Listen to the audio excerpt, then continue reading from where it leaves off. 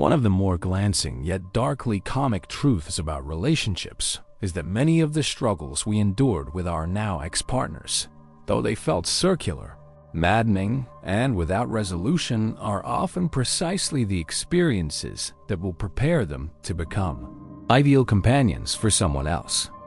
The very fights we had, the blind spots we unearthed, and the stalemates we agonized over become, in retrospect, the rough schooling that will make them more insightful, harmonious, and serene in their next relationship. Without meaning to, we may have been in the business of laying the foundations for another person's happiness. This is, of course, rarely obvious at the time. The bitter closing chapters of a relationship do not resemble a finishing school in emotional maturity. They feel like chaos, despair, and futility. There are arguments about their sibling obsessions or their dependence on a parent to rescue them from ordinary adult tasks. There are endless debates about their work ethic, their friends, their apparent blindness to your needs. Perhaps there was a sulk that lasted half a day, or an insult tossed out in fury being called a blockhead, or shouting that you wish you had never met, precisely because you loved so much. These episodes hardly look like growth. And yet, strangely, they were. At their best, though we rarely see it, relationships are mutual attempts at education. Each partner is, in their clumsy way, trying to raise the other's level of self-awareness and empathy. None of us is perfect, and it is only in the compressed, unforgiving intimacy of love that our flaws are fully tested and revealed. The tragedy is not the intent, it is the terrible execution. We are, almost without exception, appalling teachers and equally hopeless students. When we play the role of teacher, we often notice all too clearly what is wrong in our partners. But we panic at the thought that they will never change, and in our urgency, we make sure that they don't. We deliver our observations in the wrong tone, harsh, high-handed, sarcastic. We forget that no one ever learned through humiliation. We choose terrible moments to point out flaws. At midnight, when both are exhausted, on the way to catch a flight, or while sitting in a doctor's waiting room. We season our lessons with cruel flourishes. Everyone else notices this about you too. Or, you're exactly like your father. We want change, but we almost guarantee resistance. And when we shift into the student role, we are no better.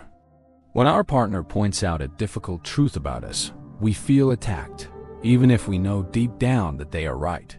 Instead of listening, we sulk, deflect, or complain to friends that our partner just doesn't love us as we are, pretending as though unconditional approval is what anyone deserves in love.